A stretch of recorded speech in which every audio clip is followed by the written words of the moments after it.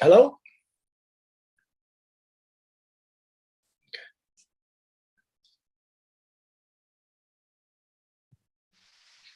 Yes, good afternoon. We will get started in a minute. I'm just going to ask you to mute your microphone for now. Thank you. Okay.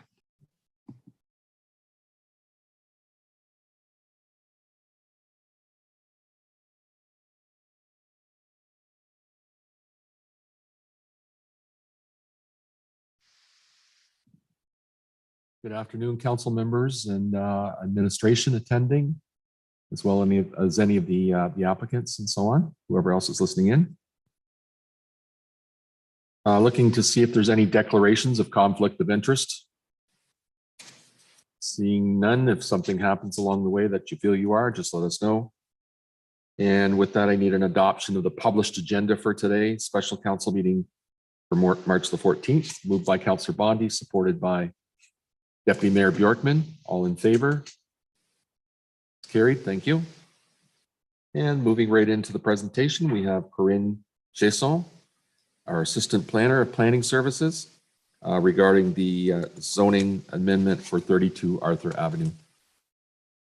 Welcome, Corinne. Thank you, Mr. Mayor. Hopefully everybody can hear me okay. Good afternoon, council. Good to see you all. Today I'm going to be presenting a site-specific zoning amendment submitted to us by Mr. Robert Sullier of Sullier Solutions, and it is for the property identified as 32 Arthur, and that's in Essex Center, Ward 1. Great, okay. We'll start with the next slide. Okay, so the purpose of the public meeting is to hear a presentation of the application by administration. Then we will open the floor to the applicant to describe the reasons for the application.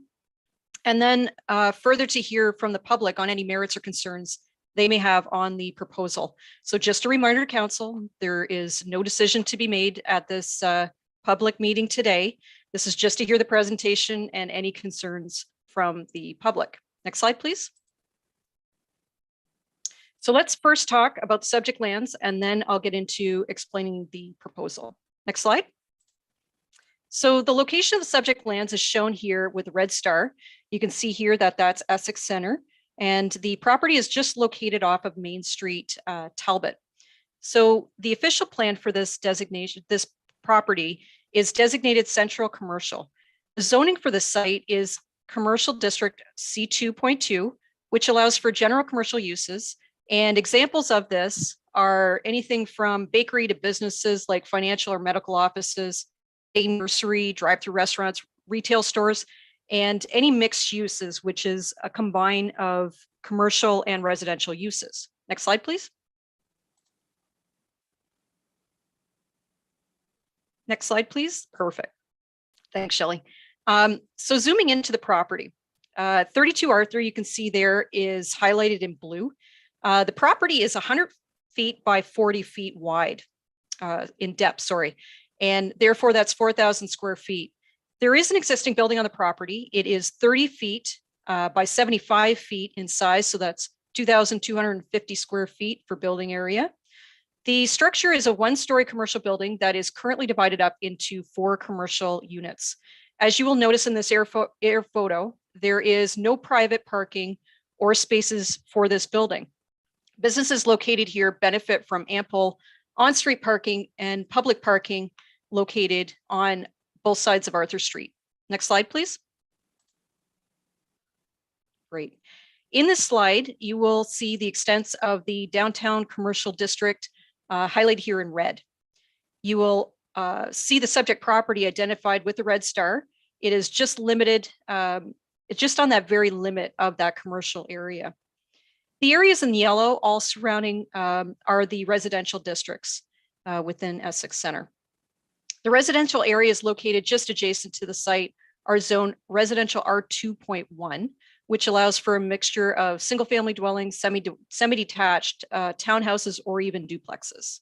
So Essex Town Hall and Essex Public School, you can also see there in the map, and they're located there in the gray areas. Next slide, please. Okay, so these photos I took from Google Street View. They were a little bit better than the photos I took during the rain.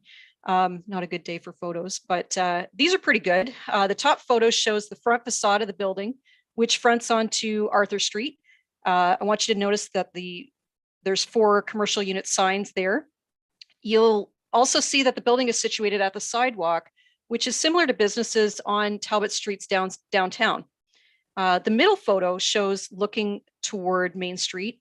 And you'll notice that there's a single family dwelling on the one side in the foreground there. And just opposite, you might also notice that there's a small alleyway directly adjacent to 32 Arthur. Now, the bottom photo is from the corner of Arthur Street in Irwin, just around the corner from Town Hall. This shows you the depth of the building and how it is situated on the lot, and with an adjacent residential dwelling at the rear.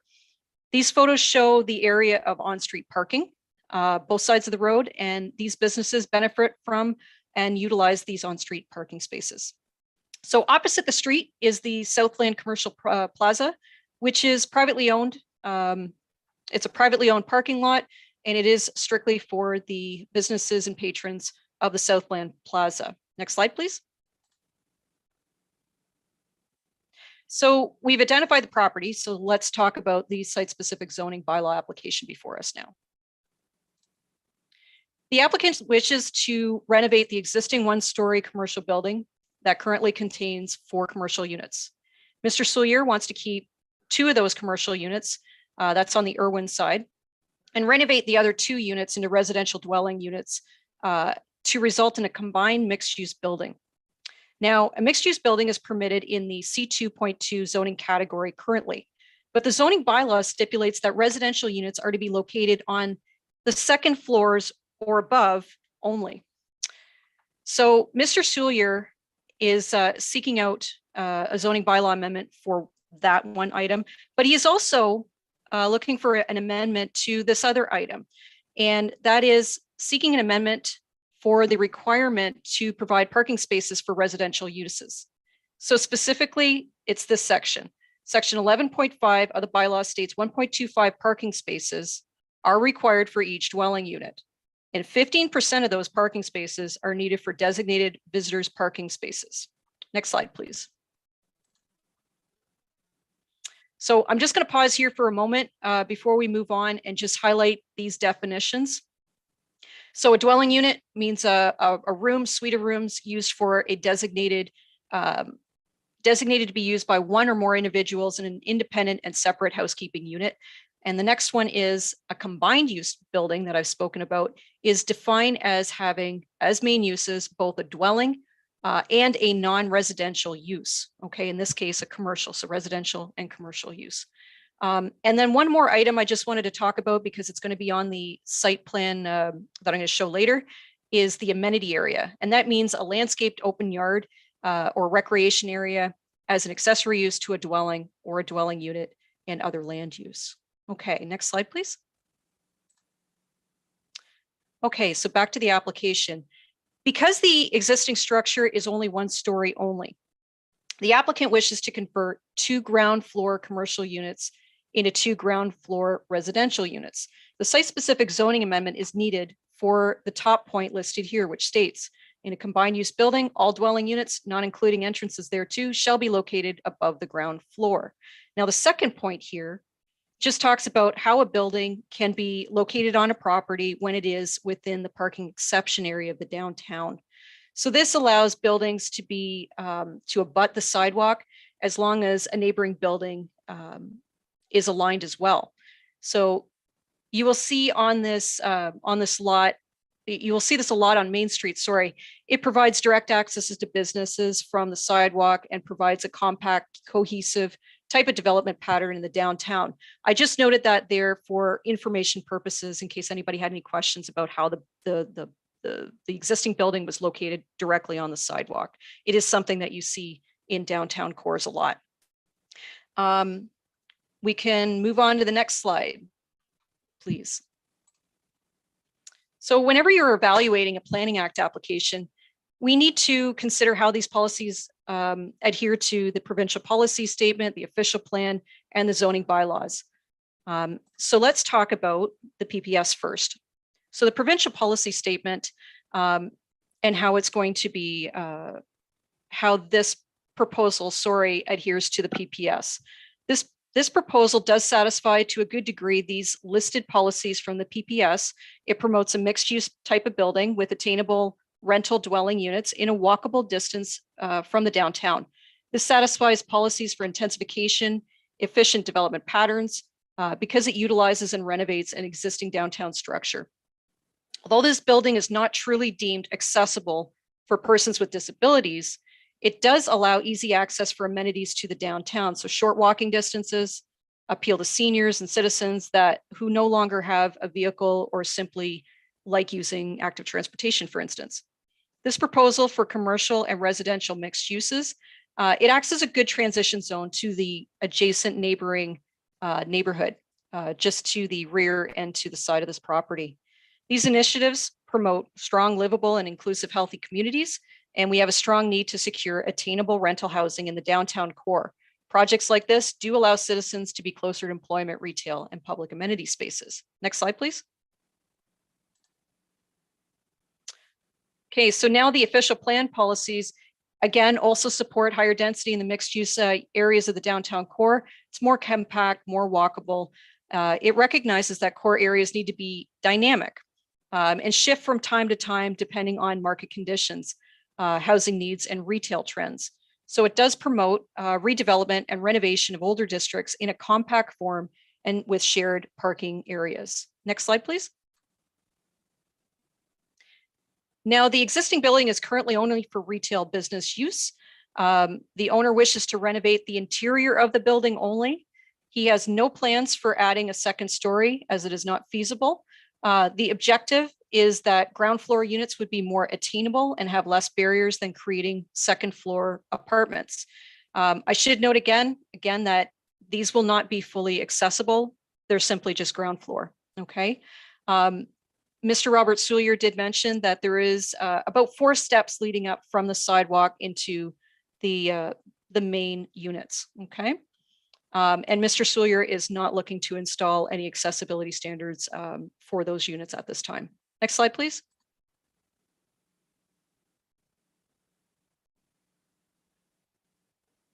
Just double checking that. Okay, the proposal does satisfy all other zoning provisions. Works are simply interior renovations, as I've noted. The renovation would create an improved transition to that adjacent neighborhood, and the building does contain adequate services for municipal water, sanitary, and storm sewers. Each unit contains its own water and utility meters. Next slide, please. Okay, moving on to the second amendment that is being requested. It talks about the deficiency in the private parking for this property. As I showed you in the air photo, there is no private parking lot or spots available for this site. It is located on the edge of the parking exclusion area, and the parking exclusion area in the downtown core is where shared parking is available either in municipal owned lots or also on-street parking. This allows for a compact form for the downtown and allows businesses to be exempt from needing to provide those private parking spaces for the commercial patrons. But the zoning bylaw does not exempt parking spaces for residential units in the core area or within those mixed use commercial buildings. They still have to provide those parking spaces. Residential units located within mixed buildings, they still have to provide that 1.25 designated parking spaces per unit with the visitors parking. And it has to be marked by a sign or pavement markings. And if a business cannot supply those parking spaces, then they would apply through this process. Next slide, please. This image here just shows you the black dotted line is where the parking lot exemption area is for the downtown. So as long as the property touches that area, or in this case, right in front here, it would be within the exclusion zone for the parking areas. And a couple things I just wanted to note on this. The subject property is shown at the center. It's in the brighter yellow there. It is walking distance to public parking lots for the town hall, which is around the corner in that gray area.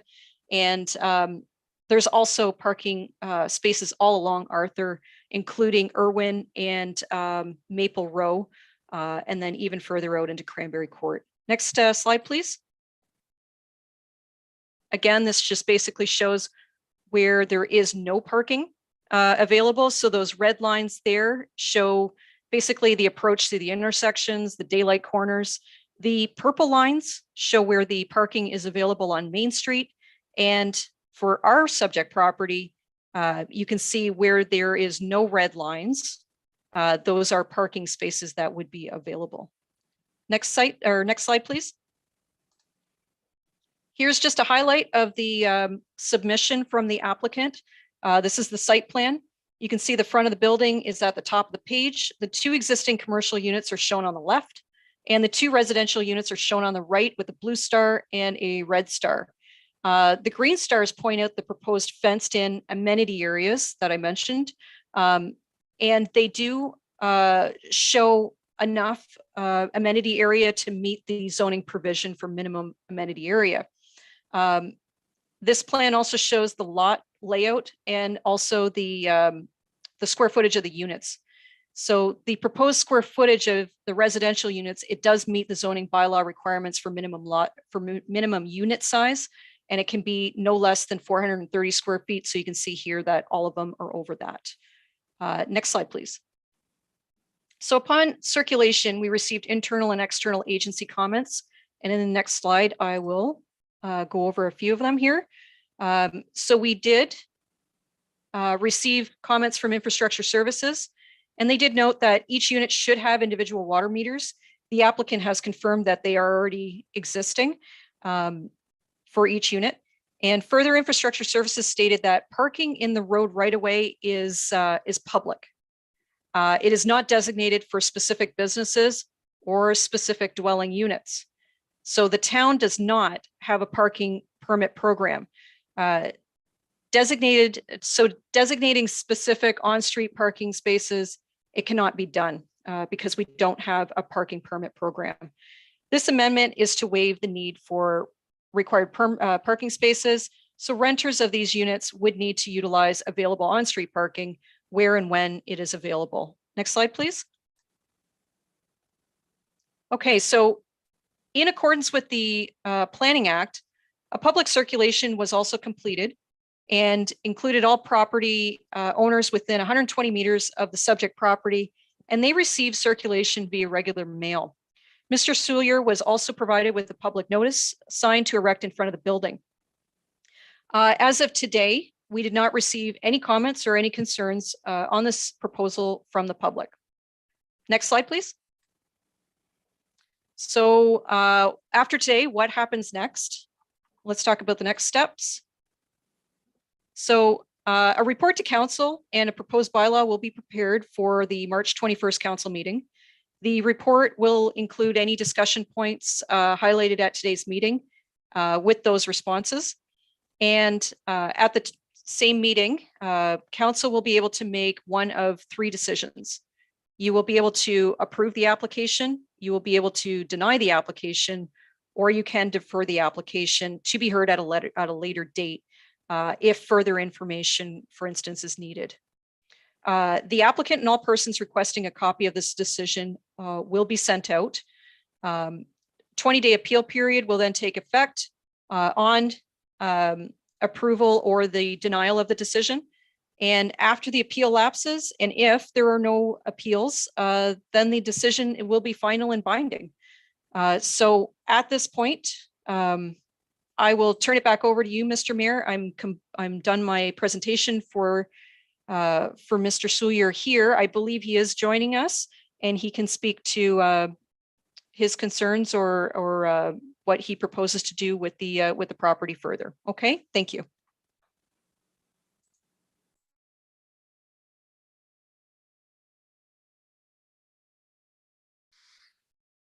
Thank you, Ms. Chazon. And I'm looking to see if there's any questions on this report from council members. Councillor Vanderdolen. Thank you, Mr. Mayor. Through you, I don't have any opposition to this, but I have a question. It's not feasible to add a second story. Too bad. We could use the units. Is it not feasible because of the structure, or is it not feasible because of our own rules? And I'm looking to the applicant for an answer to this. We looked at the wall construction. The current Ontario Building Code requires a 2x6 wall to create a second story. And most of the structure is 2x4 exterior and interior walls. Yeah, too bad. Thanks very much.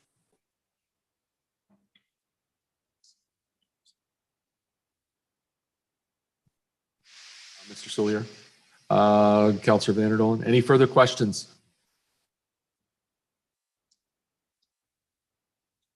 Councillor Bondi. Thank you, Mr. Mayor. Through you to the applicant and perhaps our planning. I like it. I love main level residential in commercial areas. I think it's good eyes and ears for the town. My one thing is overnight parking. Is there, like, if you park overnight on the street, do we have limits? Like, will the tenants be fined? That's my one question. I do have a concern about parking. Thank you. Bondi. Ms. Chazot. Thank you, Mr. Mayor. I believe Kevin Gerard is with us today. He can talk to you about if there is any town policies with regards to overnight parking or any issues with the on-street parking.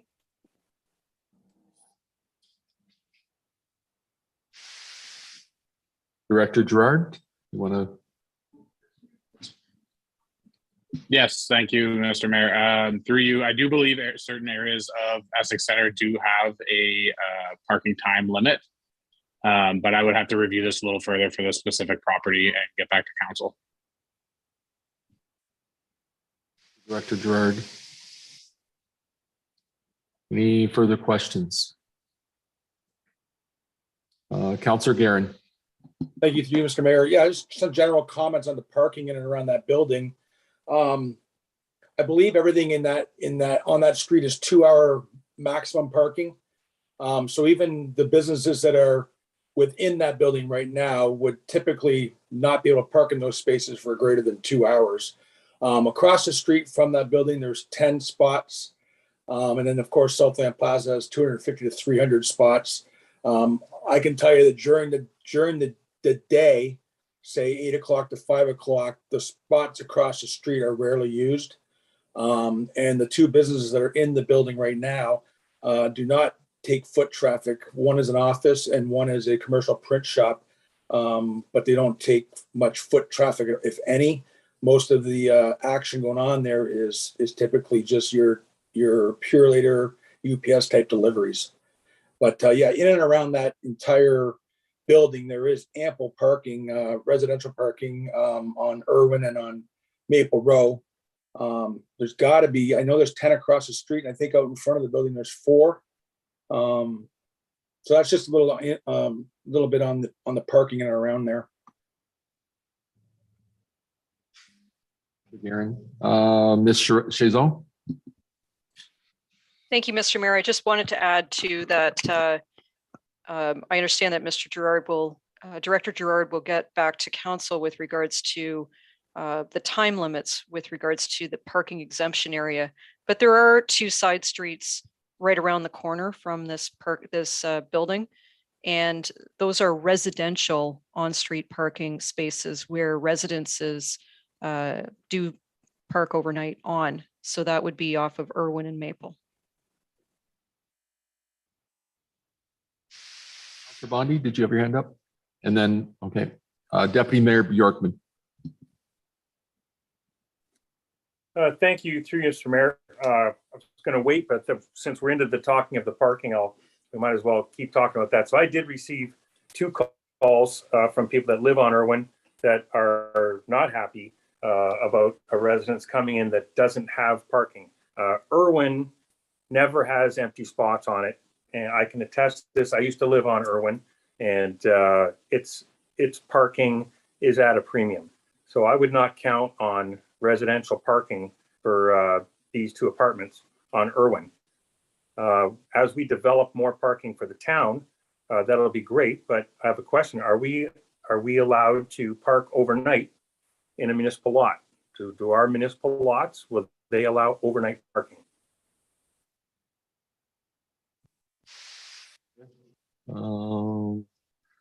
Ms. Chazon, can you answer that question?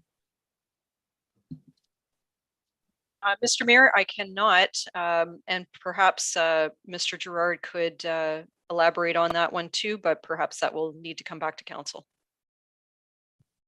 Yeah, Thank you. Well, I will suggest that, no, we're not going to allow people to park overnight in our municipal parking lots, because what will happen is the second car that doesn't go anywhere is going to be sitting in that lot for days and days. So I'm sure that won't be allowed.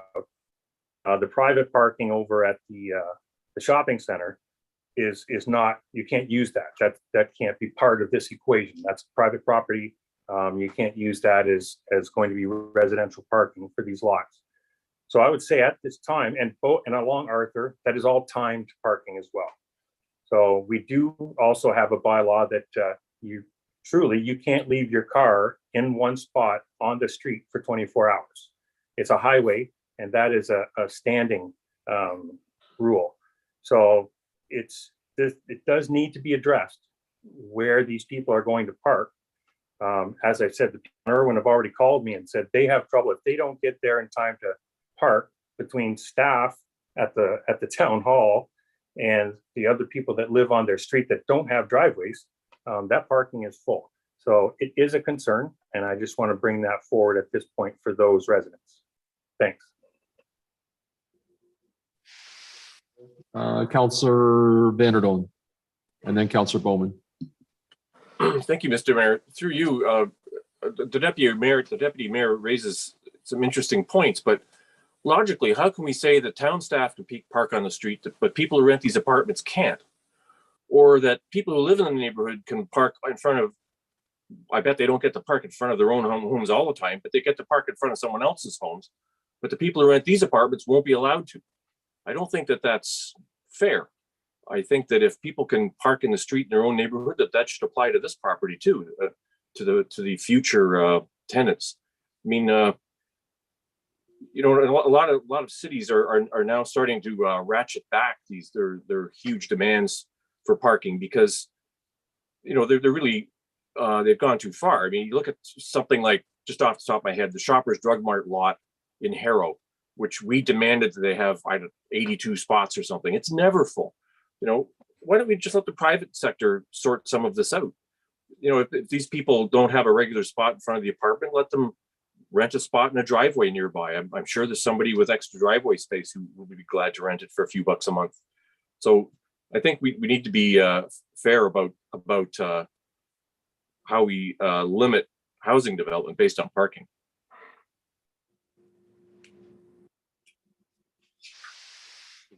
Councillor Bowman. I think we need to have a real look at the rules on the parking, because I believe the 2-hour parking is only between certain hours.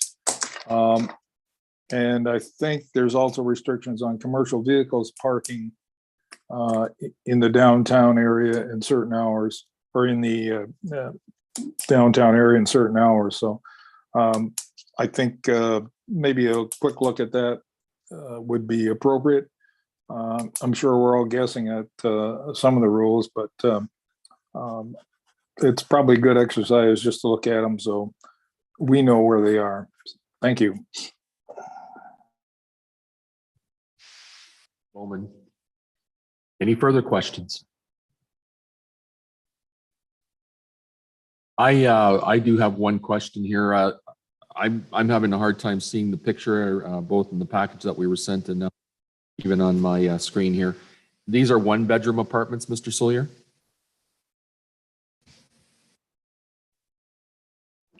Yes, they are 1-bedroom units.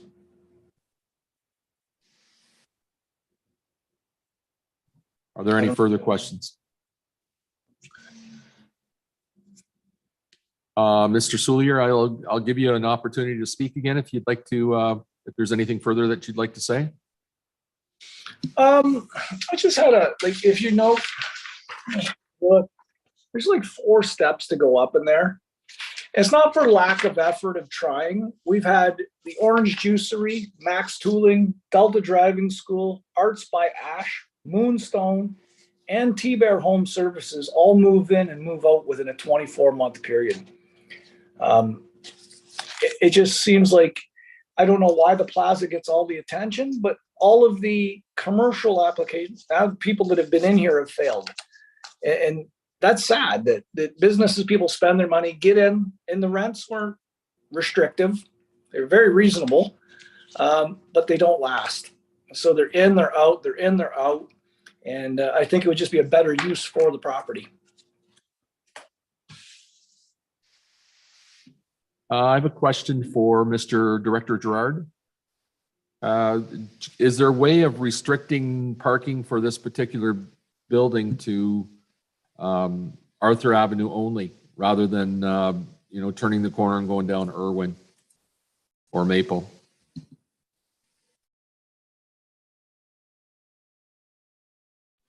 Doubt that there is. Through you, Mr. Mayor, can you just clarify the question? So you're saying try and designate parking where? Sorry.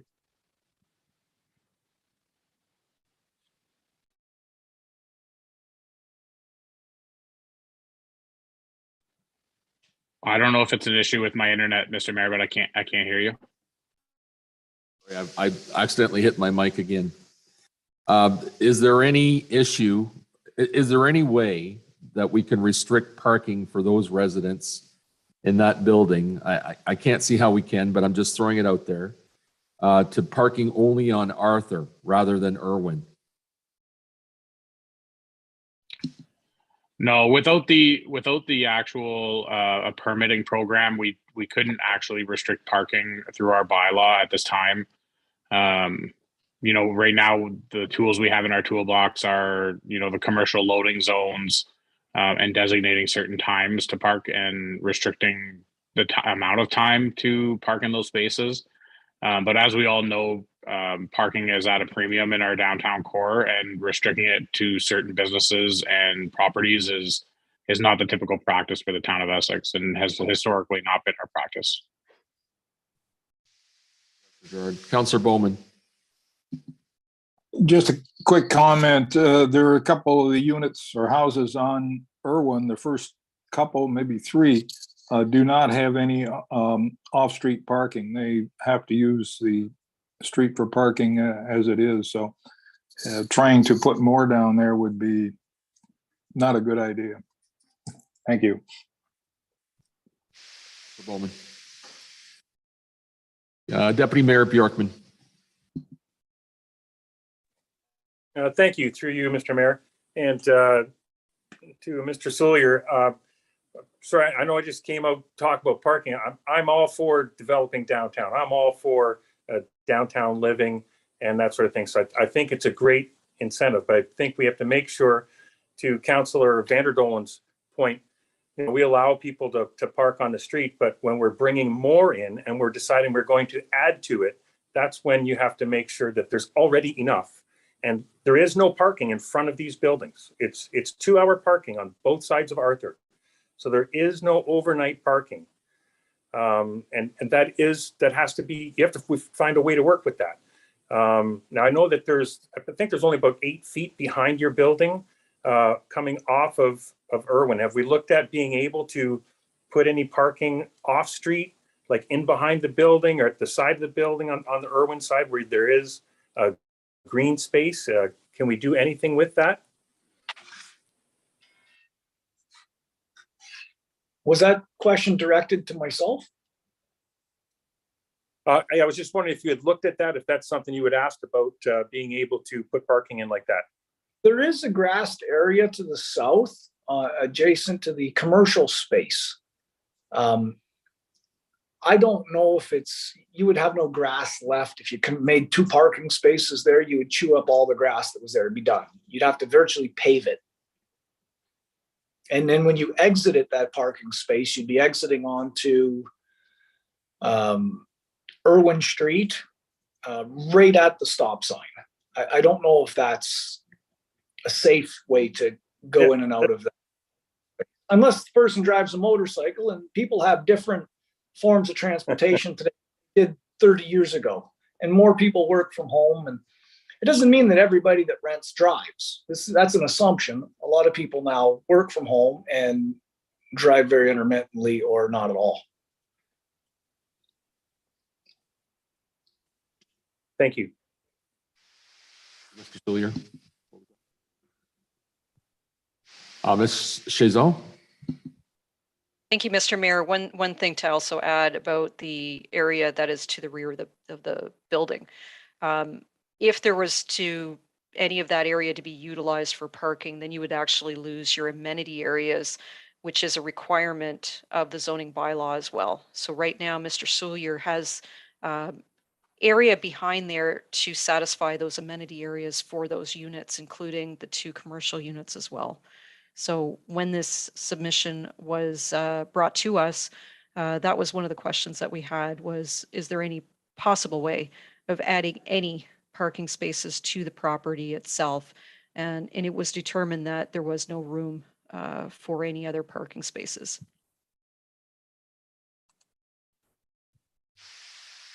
Deputy Mayor Bjorkman? Yeah, so just to planning, but isn't that something that can be brought forward here and brought to council and see if we wanted to amend that? Could we not do that through this same process? Chazot? It could be, what needs to be looked at though is how much area that is back there and how much a parking space equates to. So if you need 1.25 for each unit as a minimum, what about the visitors parking spaces as well? So, even if there might be just slightly enough room for a couple of parking spaces, there likely won't be enough to meet the zoning bylaw amendment.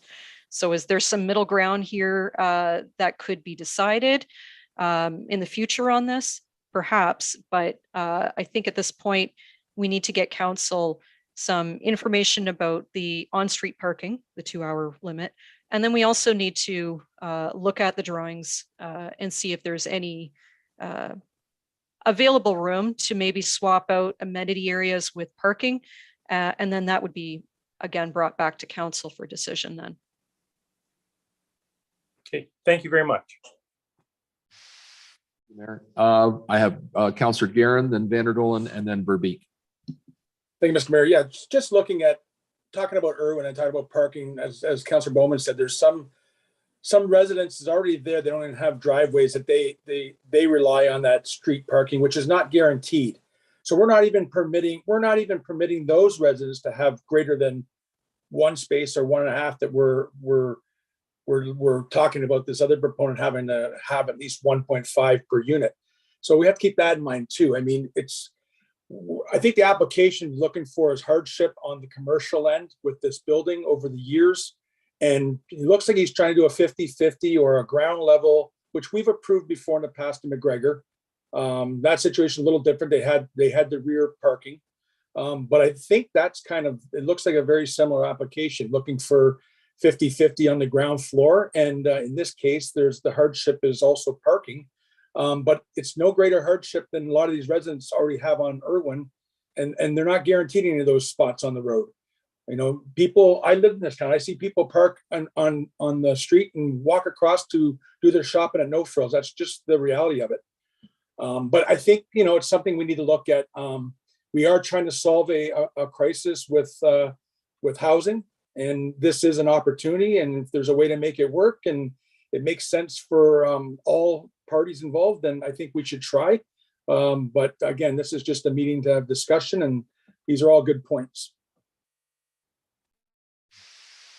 Councillor Vanderdolen. Thank you. I agree with Councillor Guerin. These are all good points. I just have a suggestion. If a majority of council don't want to approve this without the parking, what if we allowed it to go ahead if Mr. Soulier promised to only rent it to someone without cars? I mean, it is a part of our active transportation planning. Our whole mindset is geared towards a society with no cars. well, we should start allowing it now. Just as a compromise, if we can't find another way of doing it. I mean, I don't think this parking thing is a big deal. I lived above a store for 10 years and parked all over the place. And the only problem was getting my car vandalized, but I didn't mind it. I don't think the kinds of people who would rent a small apartment are usually young people anyway. So I don't know, but just a suggestion. Councilor Verbeek. Thanks, Mr. Mayor. The last two councilors said a lot of what was on my mind that I was going to share. I'm really grateful that Mr. Suyar is here today. I'm sorry for whatever reason these different these retails and these different businesses have not been able to be successful in that building. But I mean, thank you for coming forward and willing to take this next step and help us address this housing issue.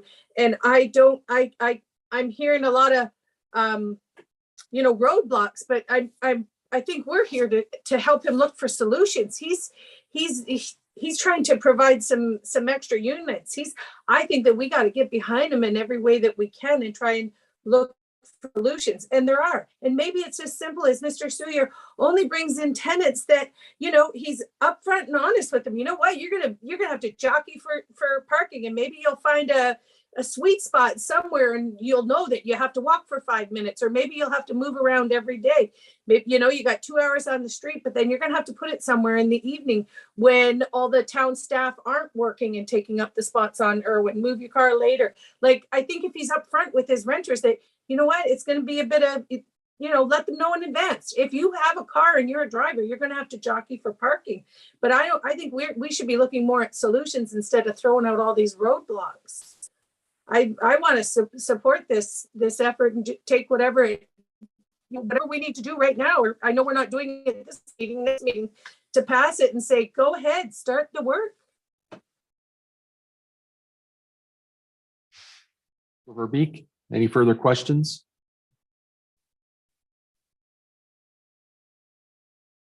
No further questions.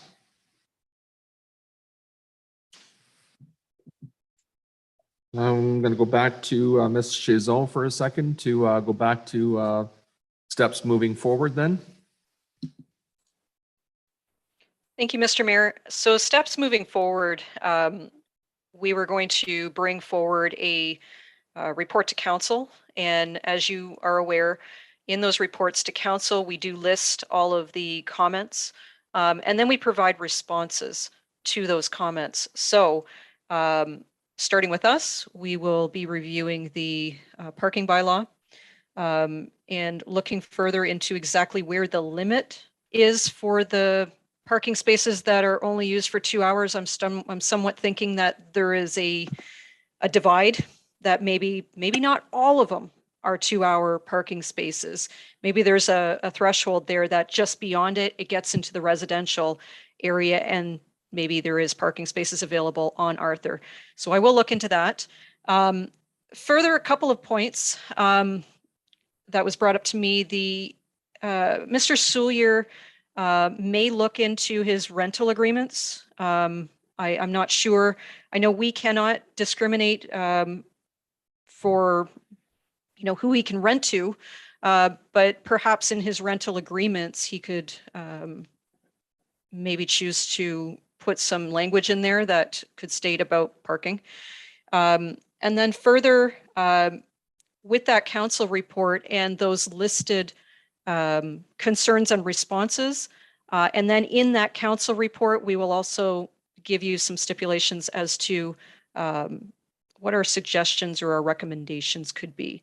So I guess my question to council would be that we can put that information into the report that will come back on May 21st to council for a decision. Then you will have that opportunity then, after you read our report, to make those decisions: approve, deny, or defer if you need further information at that point.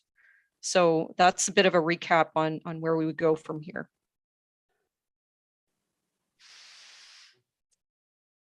So that brings us to the conclusion of our meeting then for today.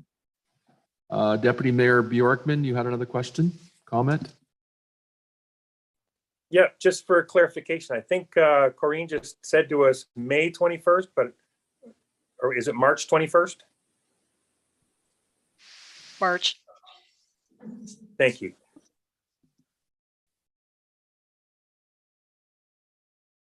We're off.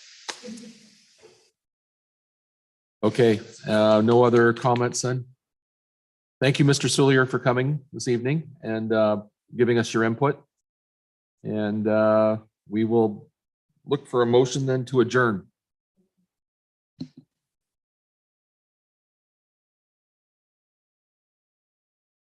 First, I'm going to get a motion to receive the presentation. Moved by Councillor Bondi, supported by Councillor Verbeek. All in favor? Thank you. And now I'm looking for adjournment. Councillor Vanderdolen and Councillor Guerin. All in favor? That's carried.